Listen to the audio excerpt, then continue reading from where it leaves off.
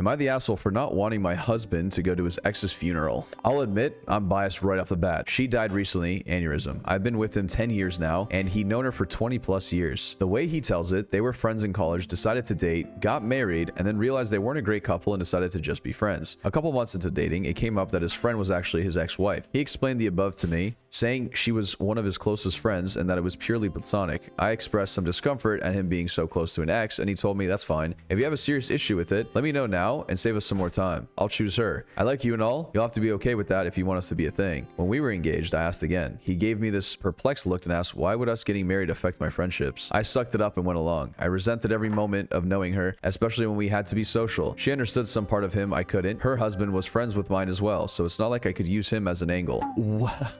She died after they had lunch the other day on the way to her car. He spent a bunch of time crying, but honestly, I was relieved. What the fuck?